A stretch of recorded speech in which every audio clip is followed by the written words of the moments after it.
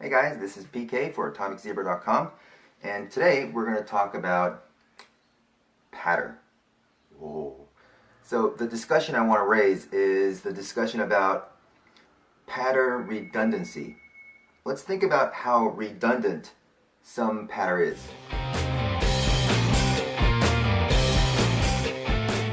Let's say, for example, we take a card, right? Let's try this. Check out this pattern.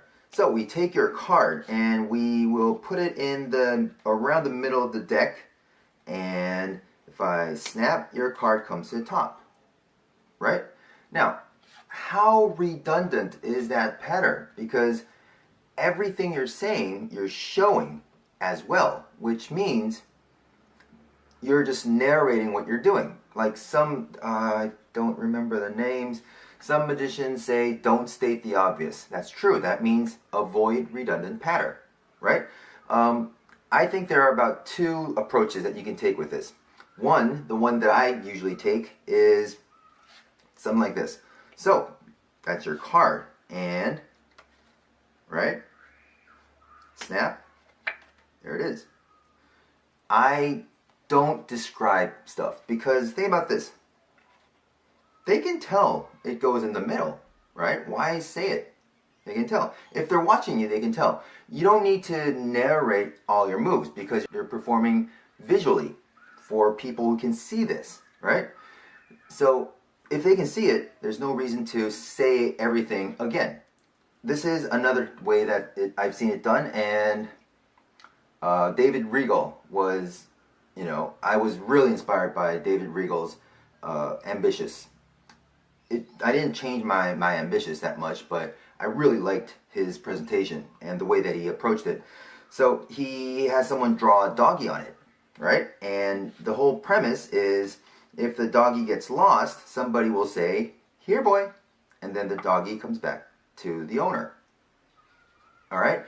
And that's another way that I think might work well, because now you're telling a story and you're explaining the story with the cards and visualizing the story itself. Now, I'm not saying that you're terrible for doing that. That's not what I'm saying. What I'm saying is, if you think about it, there are probably better ways to change your pattern and make the magic itself stronger. And I do understand sometimes, because a long time ago I used to say everything, and the reason that I think that I said everything was because I was going through the moves myself as much as I'm showing it. So I do understand, but once you take out all the fat, it becomes a lot less conversation and a little more, what's that Elvis song? A little less conversation. Yeah, that song. Anyways. So here are some things that I think you should think about when making your own patter or coming up with good patter. First, I think patter should fill in the gaps that might not be seen properly by spectators. So let me explain. So same thing, we keep using the Ambitious card. So that's your card, right? So say that's the card, and yeah. Now, right now, the pattern, you can use a pattern like, so that card is going to make its way to the top like that, right? So making its way to the top is something that cannot be seen.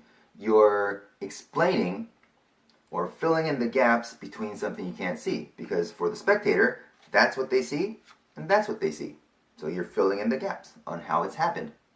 Of course, it's not true because it's magic, but that's what you're saying. So that goes to my second point. Number two, pattern should have either instructions for the spectators or conditioning the spectators. They're both persuasive things that you do to the spectators. So of course, like give it a shuffle. That's not like proper patter, but it is what you're saying verbally. You're giving it to them and then you're shuffling it, right? And another thing is you're conditioning them to think in some way. Same thing with the Ambitious. The card is slowly making its way to the top. That's conditioning them. If you're doing invisible palm aces, maybe you say you are holding the card. That's conditioning them to think in a certain way, right? So that kind of stuff will help. And the third thing I think Pattern should function as is to either deliver jokes or stories. Now those two, jokes or stories, are not directly narrating what you're doing, and it makes the whole presentation more entertaining, or it can give a sense of relevance to the magic happening. For example, Gemini Twins, the story fits so well, right? So that's good. So I think that's what you need to think about when you put together your pattern or your presentation. Try to fill in the gaps that cannot be seen, and what you're saying should be either conditioning the spectator or giving them instructions. And then lastly, either jokes or stories that will help keep the whole performance entertaining.